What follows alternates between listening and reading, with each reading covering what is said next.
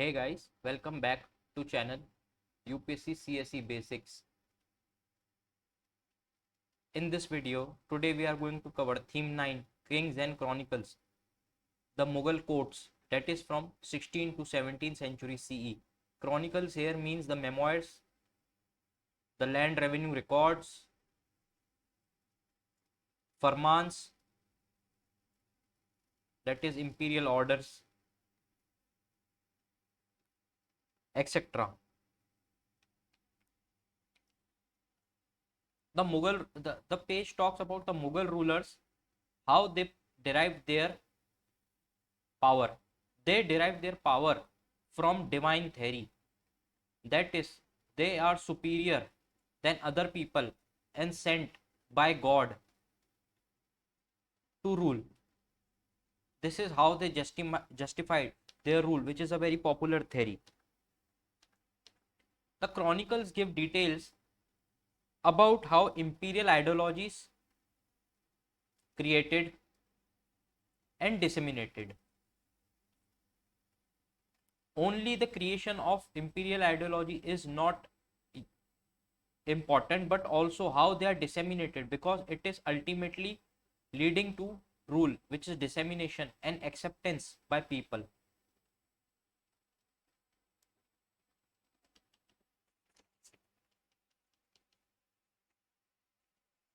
Page number 225 talks about the Mughal and their empire. The start of Mughal empire began by the advent of Babur in the first battle of Panipat. After defeating Ibrahim Lodhi at 1526 AD or CE at Panipat. This is also called the first battle of Panipat. The basic idea about Babur is that he was from his matrilineal side was from Mongols. That is, his mother was descendant of Genghis Khan. But they called themselves as Timurids. That is, the Turkish origin. Timurids are from Turkey. They called themselves as Timurids. They did not accept the terms, that is Mongols, which was considered derogatory according to them, that is Mughals.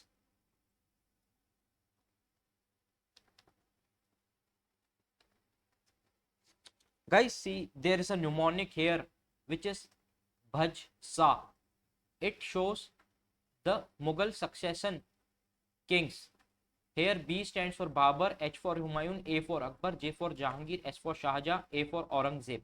And after that Bahadur Shah Zafar II, which was the last king and was sent to Rangoon in 1857 by Britishers.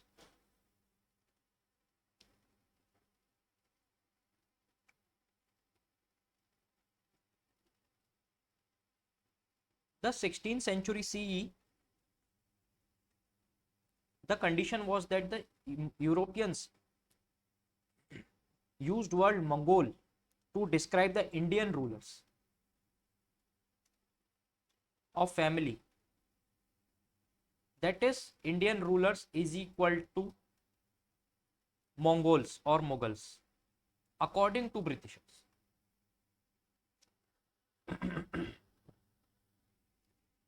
We can see this from the writings of Mowgli, which is written on Kana Kisli National Park in MP. This word is also derived from Mongolia, or Mongol.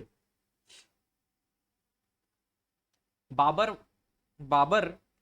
Now let's see about the advent of Babur to India.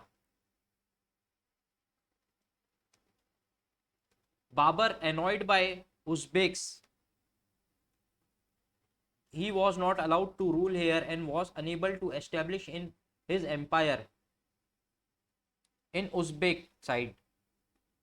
So he was annoyed by them and he visited India at 1526 at first battle of Panipat, defeated Ibrahim Lodhi, and ended the Babur, after winning Battle of Panipat, first Battle of Panipat, established his empire by ending Lodhi dynasty,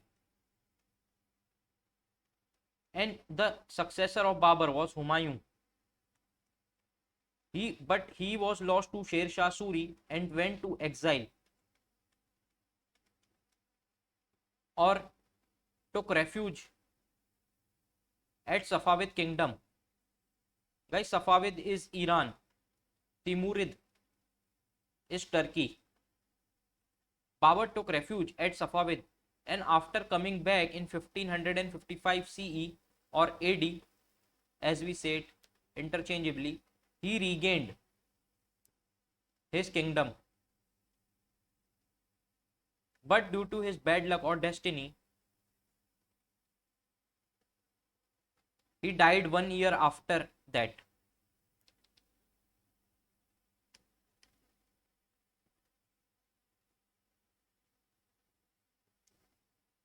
Then Humayun was succeeded by Akbar, the great Akbar as we call it today, because during his reign the Mughal Empire rose to its zenith, and he was very inclusive, open minded to all religions. We will see his details in later parts. The Akbar remained in power for a very long time, from 1556 AD to 1605 AD. He did the he reached the empire to its zenith till Hindu Kush mountains.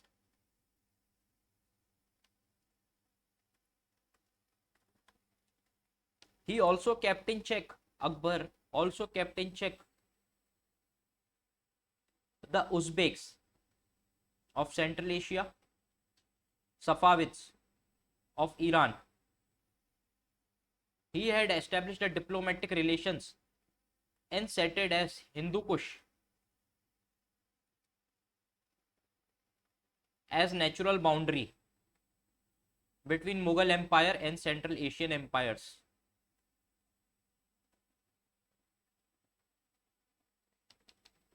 Later, Akbar was succeeded by Jahangir.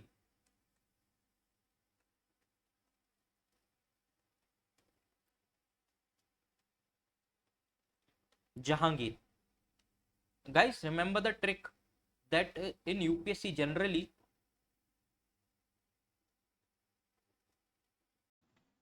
Guys, remember the trick in UPSC generally was whose contribution was what is asked.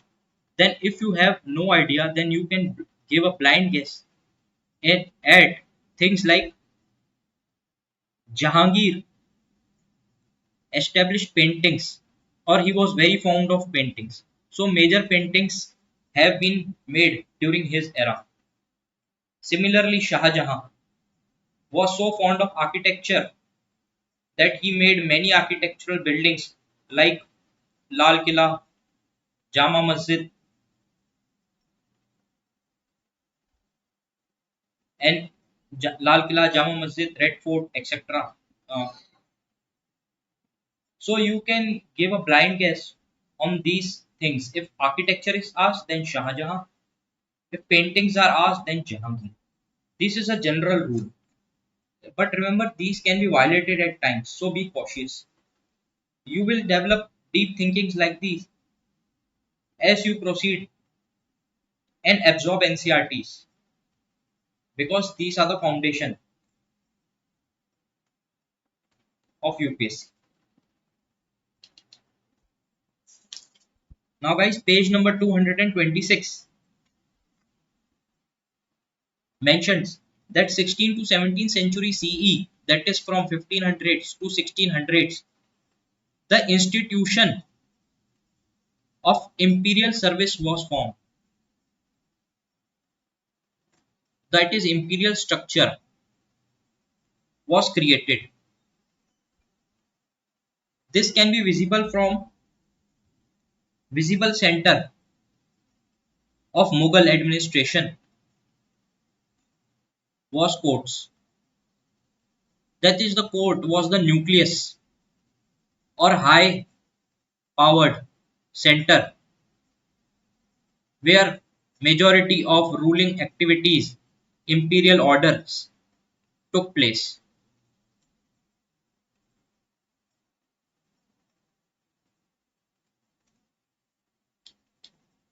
The second point, the production of chronicles.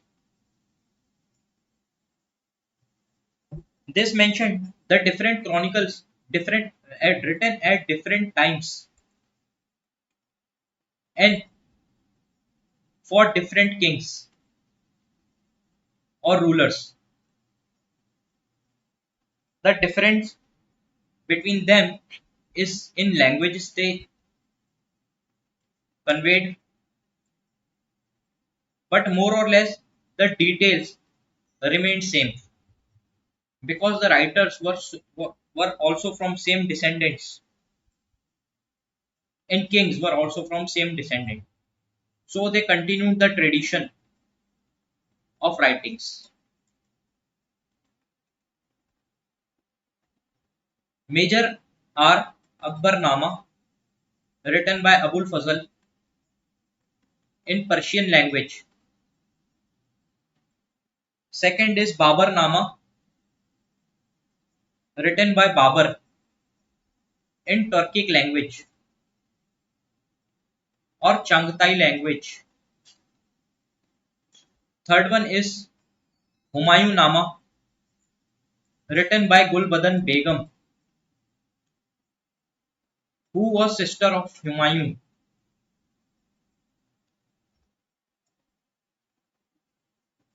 Fourth is Shahjahan-nama by Abdul Lahori. Fifth one is Alamgir-nama, related to Aurangzeb. This is related to Shah Jahan, as name suggests. This is related to Aurangzeb.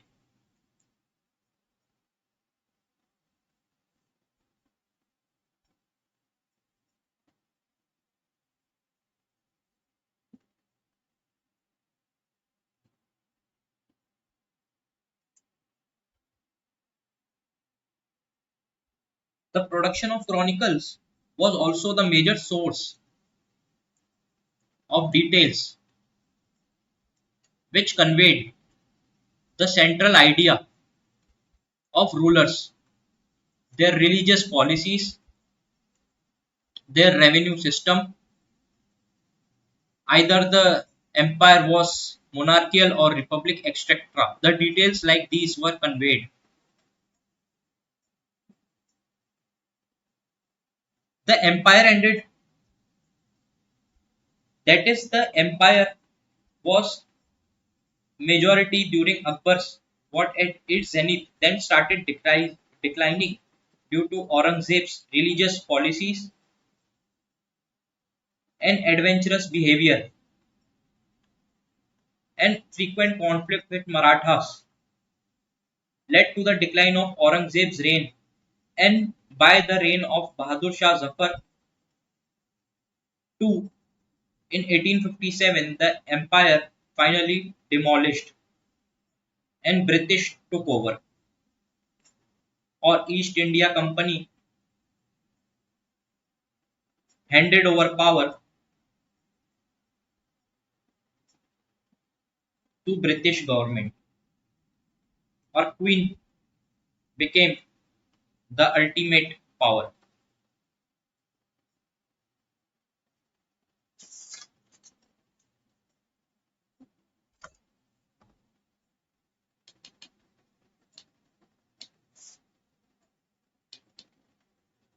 This part talks about that the majority of Mughal chronicles were written in Persian, and Persian was flourished during the time of sultans of Delhi.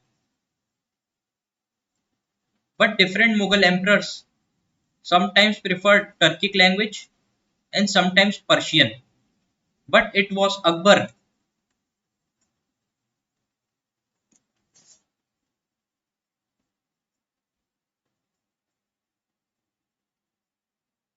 who adopted Persian at larger level.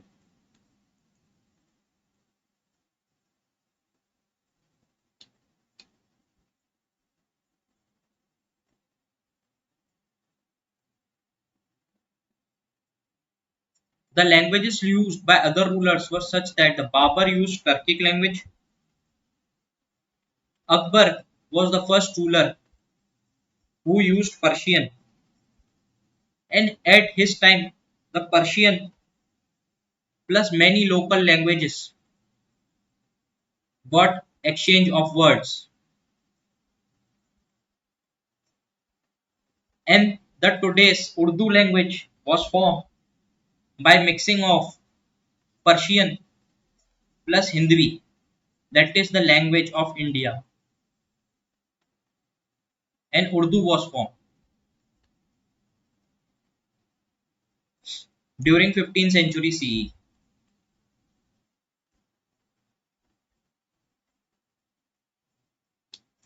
The flight of written words.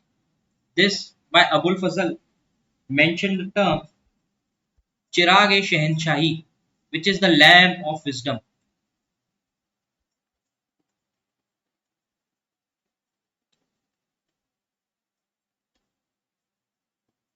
Many books were translated during Mughal time from Sanskrit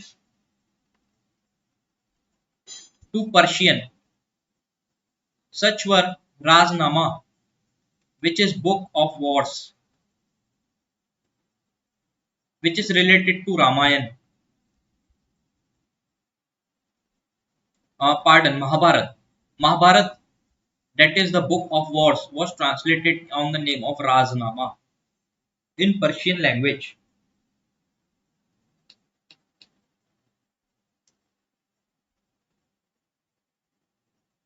The places where all these Mughal chronicles were kept is called Kitab Khana. Here the detailed order of kings were kept, and not only books but also imperial orders, farmans, etc. were kept.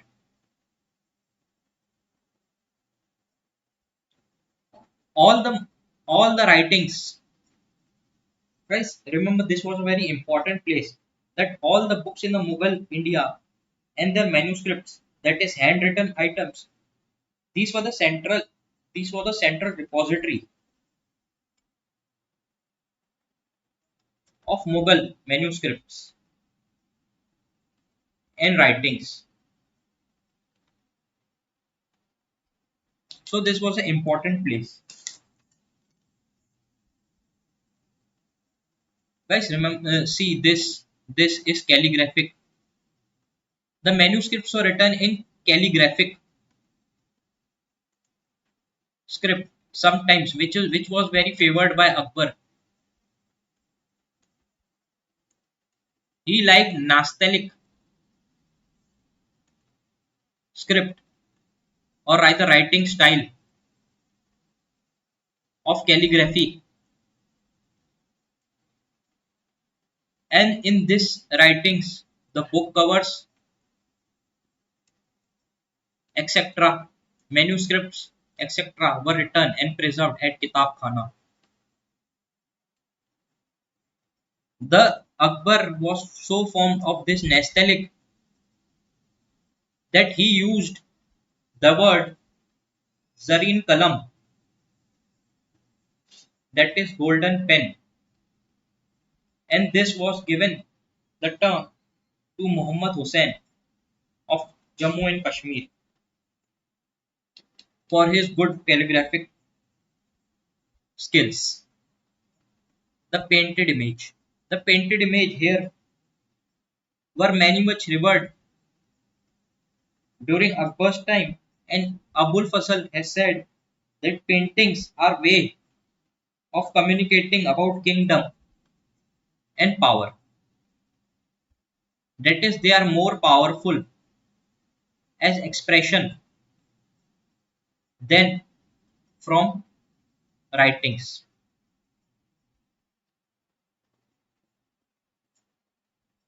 These images, the painted images, were used on book covers, manuscripts, etc.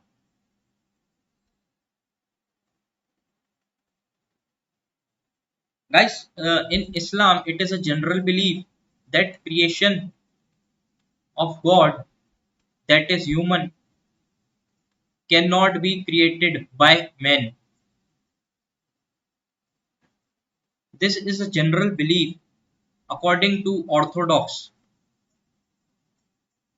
belief of ulemas, but these times, these things were certain times challenged by the rulers, and they were fond of paintings. This show the openness towards art. The Abul Fazl has also praised the tasveer, that is, the Abul Fazl has held the painting in high esteem. He has glorified paintings.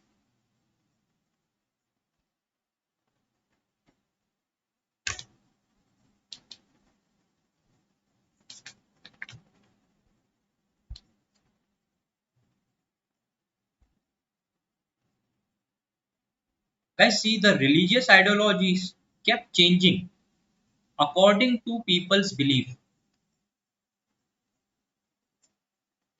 and it was not always same, and it kept changing.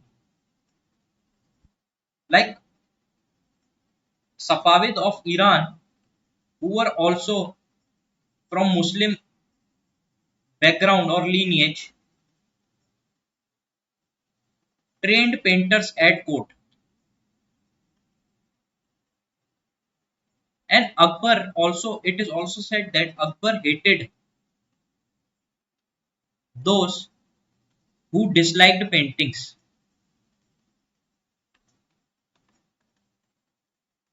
He also encouraged artists.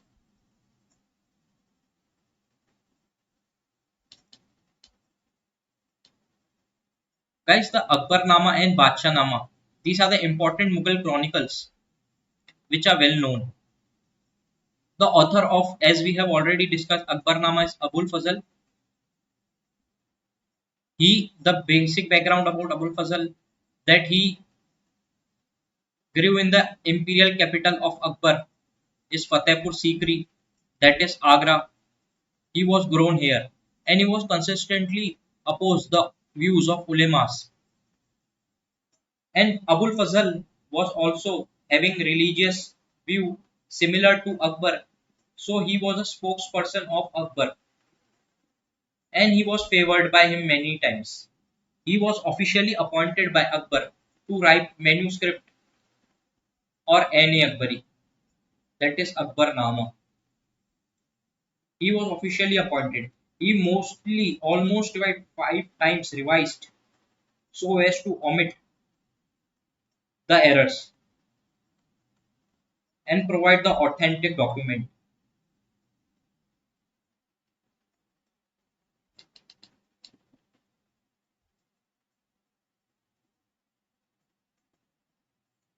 Guys, the brief background, as we have discussed also in earlier chapter, that Akbarnama is divided into three parts. First and second parts are chronicles. Third part is about Akbar reign. These are Mughal chronicles of past history background, and this is about Akbar's reign. The Abul Fazl was so much disliked by orthodox of Islam ulemas that he was killed by Beer Singh Bundela, which was done by Prince Salim. that is Akbar's son. The Prince Salim or Jahangir conspired against Abul Fazl and he was encountered by Veer Singh Bundela. Jahangir is Salim. Guys, this is the another name of Jahangir. Jahangir, other name is Salim.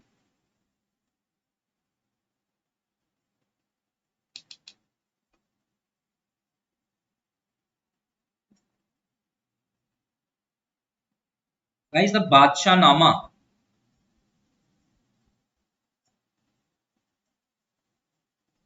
was written by Abdul Hamid Lahori on Shah Jahan. Mentioned the 10 lunar years in 3 volumes. The pupil of this Abdul Hamid Lahori was pupil, that is the elder of Abul Fazl. The Abul Fazl's writing encouraged Shah Jahan to influence Abdul Hamid Lahori or order Abdul Hamid Lahori to write Badshah Nama. So he wrote Badshah Nama on order of Shah Jahan.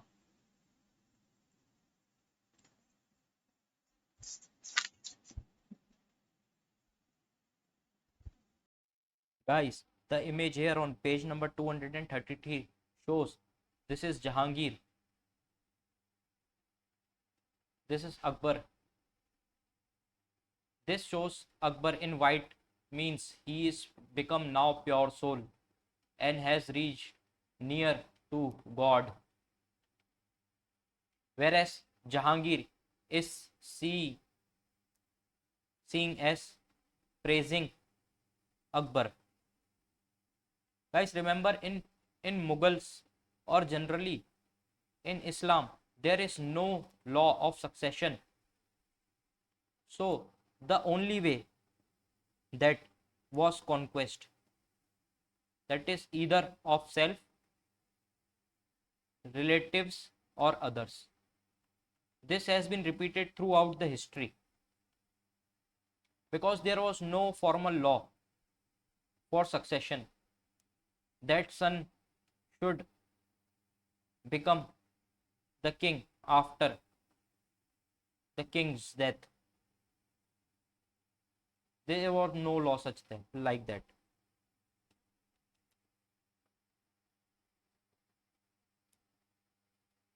From 17th century CE, we can see the paintings related to halos as seen from Mathura art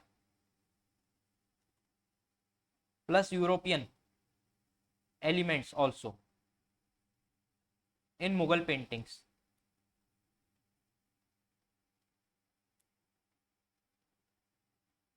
A unifying force. See, basically when the Mughals were ruling, there were many religious and ethnic communities like these Hindus, Muslims, Jains, Christians, Zoroastrians, etc. And the peace and stability was most important. And Abu Fazl has described this as Sulhul, that is the state religion of Akbar. Sulhul means absolute peace.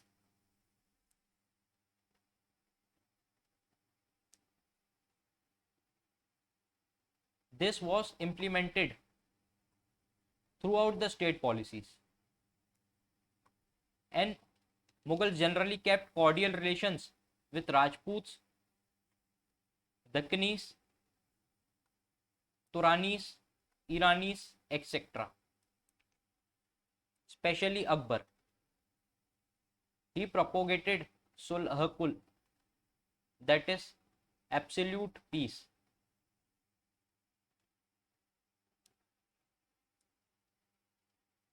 Akbar, even though abolished jizya, that is tax on non-Muslims, In 1563, it was reintroduced by Aurangzeb due to his religious orthodoxy, due to which he was very religious orthodox, and this was the major reason why his empire not flourished much as Akbar. Remember guys, the raids, wars included destruction of temples during Mughal time, but these temples were later reconstructed by these emperors and grants were given them for reconstruction. Sovereignty, as mentioned by Abul Fazl in this paragraph, is social contract between state and people. The state protects people. State protects the four elements. First is life or jaan, as in Persian. Second is honor or namus. Third is faith, that is deen. And fourth one is property, that is mal. All these were protected by the state, and in return the state expected social contract in terms of sovereignty.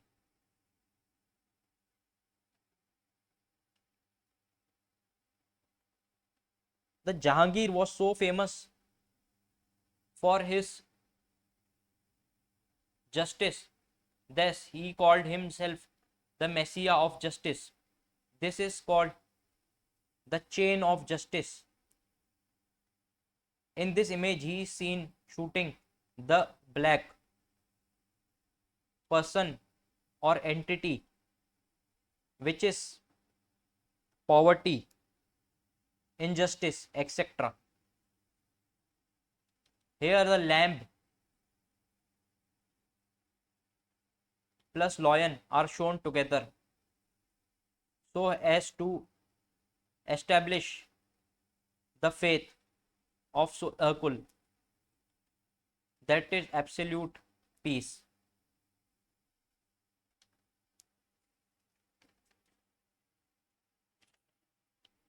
Capitals and courts. Capital cities. Basically the Akbar's capital was Fatehpur Sikri. This was made by Akbar as new capital in 1570s, and in 1585 the capital was shifted to Lahore to keep a check on northwest frontier, which was very crucial. As you can see that northwest frontier is a porous border and very ineffective in preventing invasions. Mostly the invasions have happened from northwest borders, and the people here have seen many invasions.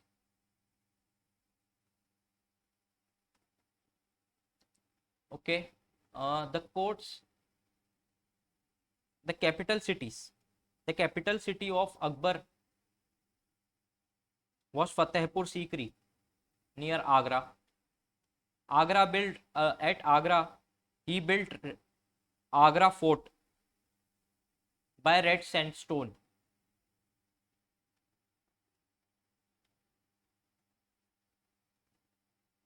At Fatehpur Sikri, this sandstone was procured from neighboring areas. And this Fatehpur Sikri was another important capital and shifted by Akbar because he was a follower of Moinuddin Chishti, who was a Sufi saint of Chishti Silsila, and Akbar visited his dargah at Ajmer many times and he was influenced by him. So The Fatehpur Sikri was located at direct route to Ajmer or Moinuddin Chishti Dargah. This here is shown as Buland Darwaza. This is Buland Darwaza at Fatehpur Sikri. This Buland Darwaza is to celebrate Mughal victory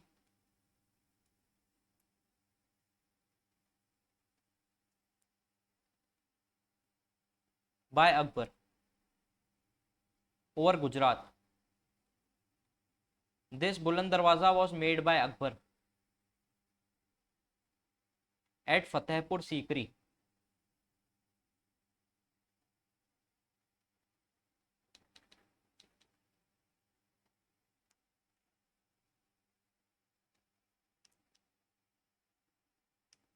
Page number 237 mentions about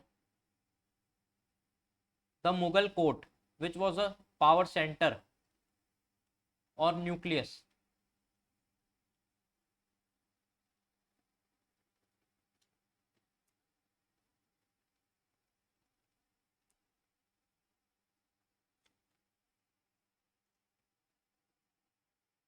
The Mughal court is centerpiece is equal to takht or axis mundi. It is a Latin phrase denoting center of earth, that is the main power pole at center. The spatial proximity to king mentioned, the spatial proximity determined the status of the noble and person sitting here. The more closer he was to king, the more important person he was in the empire. The Mughal emperor court was so much strict that no one could leave the court without permission of emperor after emperor has entered here. The practice to salute or pay tribute to the emperor is Cornish or Cornish, in which it is a ceremonial salutation in which the right hand is placed against head and head is bent. This is done to show that the person has put all his senses at the feet of kings.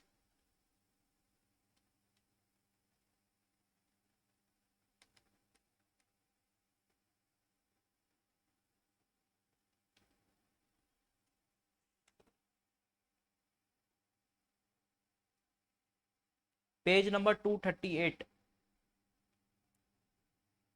mentions the Chahar Taslim, that is submission to the king. It was done 4 times generally by placing hand on ground and palm on head. That is submission to king.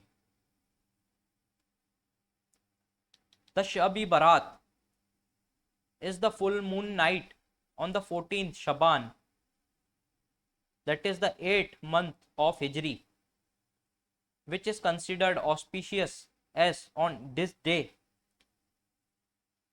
the Muslims consider that their destiny will be decided and the sins will be forgiven.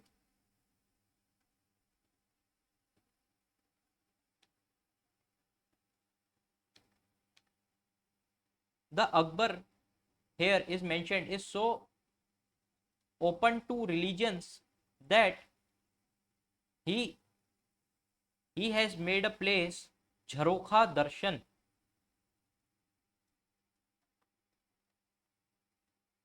which was facing east, and the people outside Jharokha Darshan were waiting all day long to just see a glimpse of empire, emperor, or king. Akbar also held the religious debates or public appearances at Diwan-e-Am, where common people were allowed and their prayers, petitions were solved.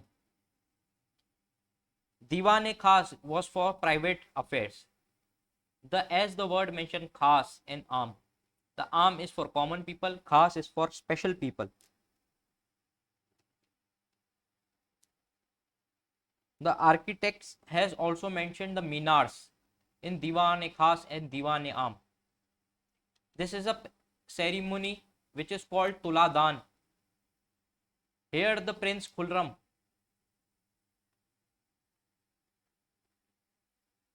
is waited on there it is weighted on the what is called as weighing scale, and the weight equal to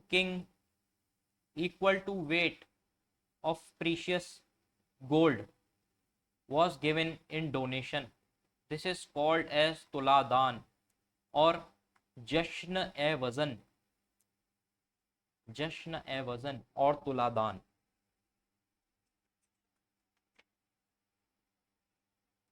This image shows the Dara Shikoh's wedding. Here the term Hina Bandi, that is applying Hina dye during Mehendi Rasam, a marriage ceremony.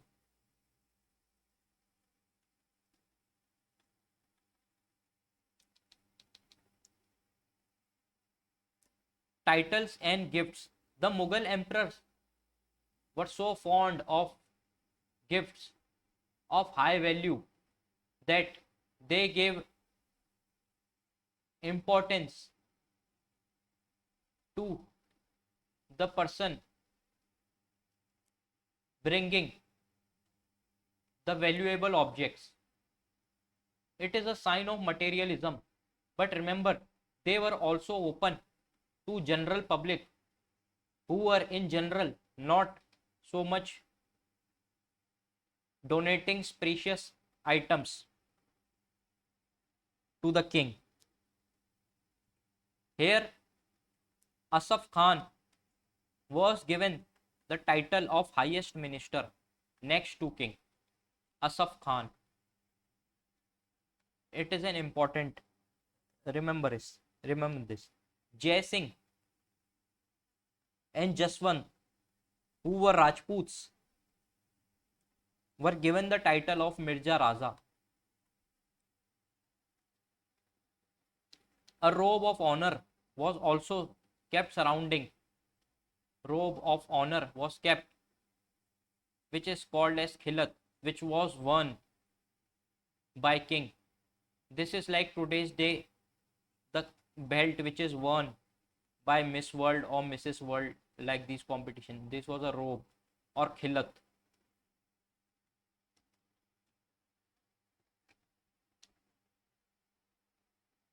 The king was dressed from sarapa, that is from head to toe, in 4 different aspects.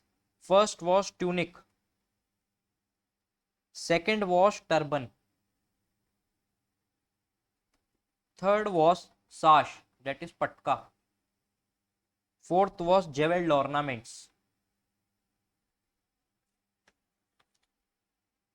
Guys, remember the font or liking of Mughal emperor was so huge that they even returned Thomas Roe. Here it is mentioned. Thomas Roe, when he presented a 400 rupees ring to Asaf Khan, the highest minister of emperor.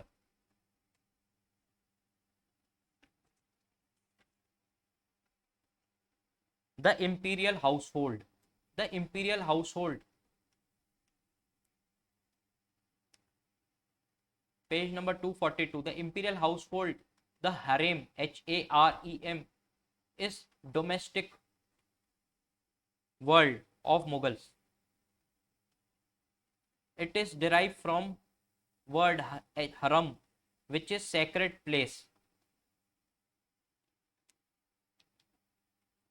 Rajput plus Mughal weddings were took interchangeably, that is, they married intercaste. The wife of Mughals, which were from noble origin, were called as Begums, and that from Aghas were called as were the wife not from Mughal origin. Meher here is bride money, which is given to bride or female to marry king.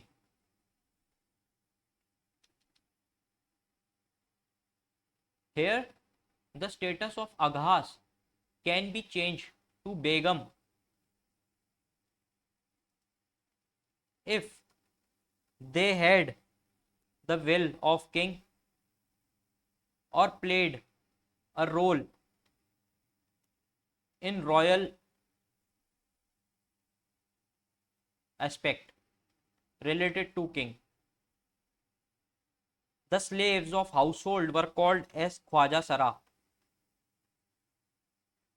That is the all those people who look to day affairs, etc. of the empire. Page number 243 mentions about the common part of revenue were also taken by women sometimes if they were ruling at certain places, like Jahanara, that is wife of Shah Jahan, helped build fort at Shahjahanabad, that is architectural city of Shah Jahan, due to which his empire was facing financial deficit or fiscal deficit. This place, Shahjahanabad, was decided by the architectural decided by Jahanara, who was the wife of Shah Jahan. The places built at Shahjahanabad were Karavanserai.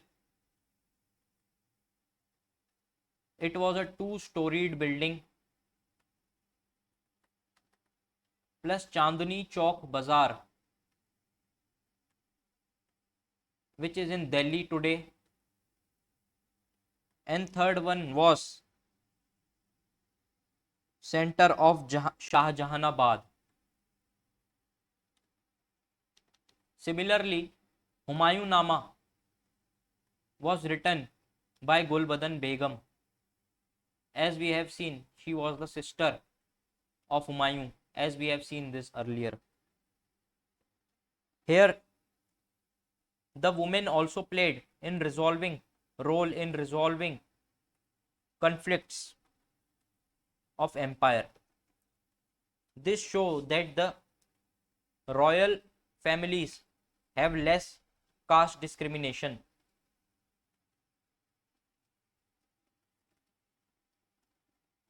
Page number 244 mentioned about the imperial officials. The sources we get this from is Akbarnama or N.A. Akbari, Babarnama or Alamgir Nama, etc.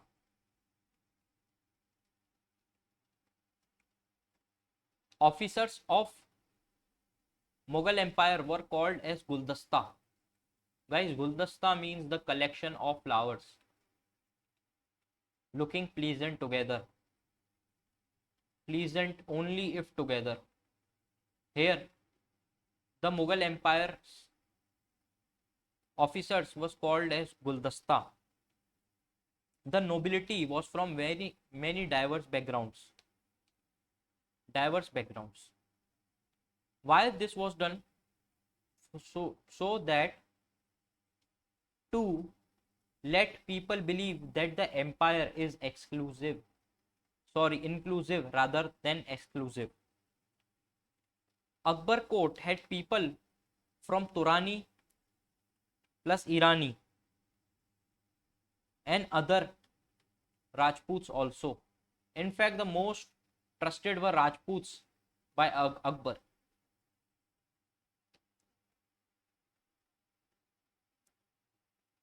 The book on nobility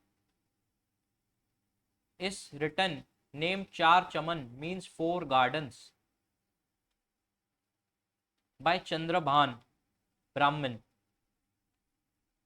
He has mentioned the details about the Mughal nobility. In the reign of Jahangir, the Iranian got high offices.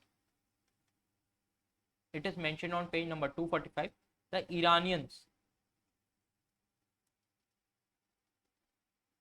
Jahangir, Iranians got high offices. Why this was?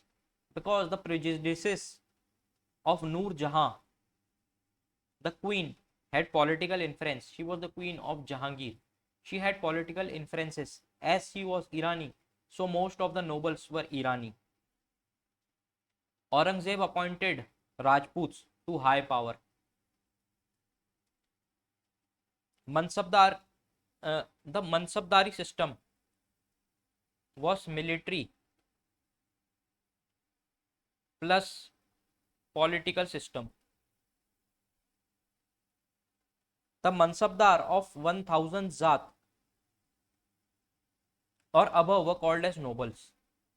Guys, remember this definition. The 1000 can be anytime made 100, 10 or 1 by UPSC and you will be tricked by it. So remember 1000 Zat were rank given to nobles. The system of Zat and Dag were also in very frequent use in Mughal Emperor. The Dag means imperial mark on horse and Zat means the soldier he has to maintain with it. Emperor personally received rank, title, officials, postings, etc. Emperor personally reviewed high postings like Asaf Khan, etc.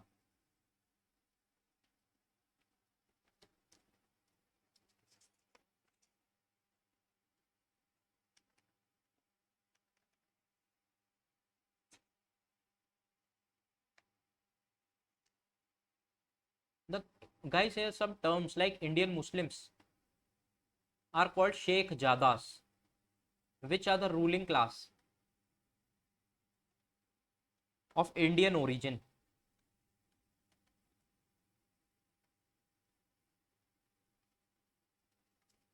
First Rajput to join nobility was Raja Baharmal. He was the first Rajput to join the nobility. Akbar married to his daughter. Akbar finance minister also was Todarmal, who was a Khatri by caste. Guys, remember there was an application process to become a Mansabdar. This was called as Tajviz, that is application to become Mansabdar. This was presented before the emperor, and Mir Bakshi, that is the paymaster general, Mir Bakshi. He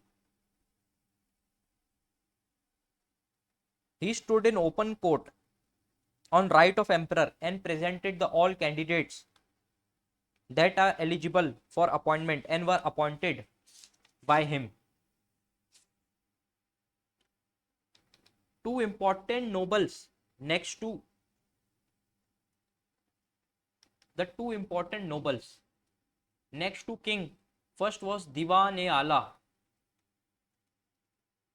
He was a finance minister, as the name suggests, Diwan, which is related to finance. And second one was Sadar, Us Sadar, that is minister of grants or finance minister type, or Madad Imash. He was responsible for appointing local judges.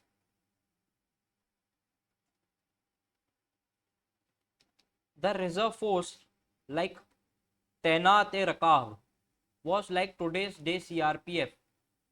It was kept reserved for emperor for any emergency military expedition.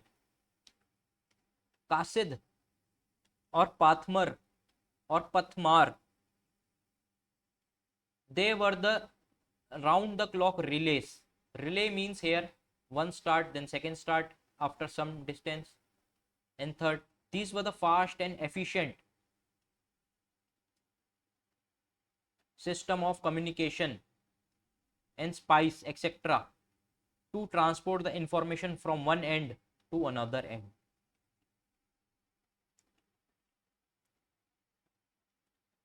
Beyond the central,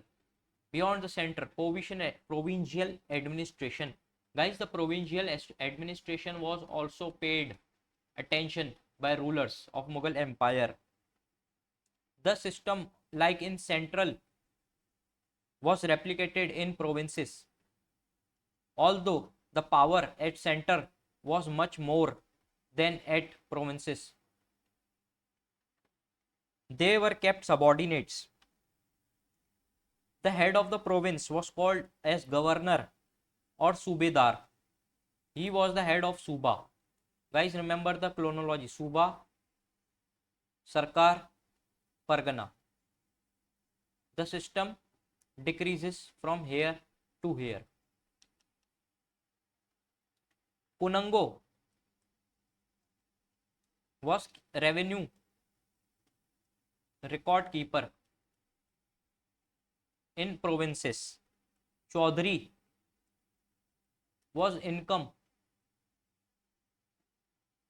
collector or revenue in charge. Persian language was generally the state language. The majority of contracts were done in Persian, but these were also published in local languages so as to be understood by the people of common origin or the general people who were ruled. At this time, the zamindars plus peasants had cordial relation. They generally had the power to shake empire, and this cordial relation turned disastrous after the advent of Britishers, as they started exploiting the peasants.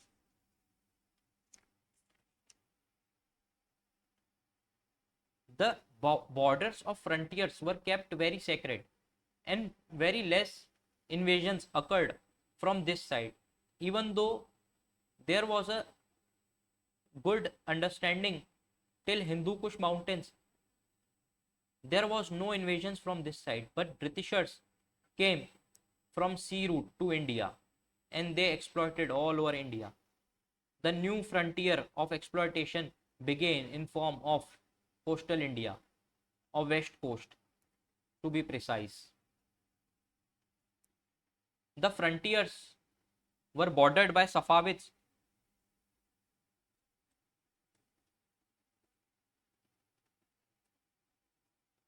at Kandahar.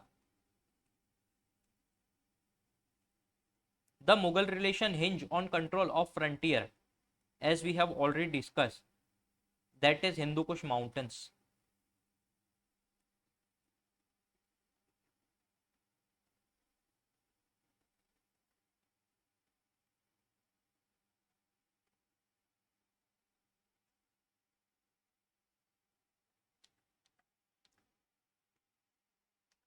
The Safavids and the Kandahar. The political diplomatic relation between the Mughals and neighborings of Iran and Turan hinge on the control of frontier defined by Hindu Kush Afghans, mountains that separated Afghanistan. We have discussed it in detail here. Here the Jahangir dream is shown, in which he is shown on lion and another king is shown on lamb or sheep. This shows the biases of the emperors toward themselves. There was a huge trade and pilgrimage taking place across the empire. The free movements of merchants, pilgrims, etc. took place between Aden, Mocha, which were the ports of Red Sea. This allowed the cordial relation between Ottomans, who ruled Turkey, and Mughals. This was so strong that at the later time during 1920s we also see Khilafat movement by Mahatma Gandhi ji related to Ottoman Empire. The empire of Mughals, or specifically Akbar, was considered so open that the Jesuit missionaries considered it that the Akbar has accepted the Islam because he was open to their views and neither opposed their practices. He was generally very curious about practices in Christianity. So this was perceived by Jesuit that Akbar has accepted Christianity. But this was the general view of Akbar towards any religion. He has made the place called Ibadat Khana at Fatehpur Sikri, where he had held several religious debates. The first Jesuit mission arrived at Fatehpur Sikri at 1580 and it stayed for 2 years. Montserrat, who was a Jesuit missionary, called Akbar accessible emperor. Montserrat called Akbar accessible emperor.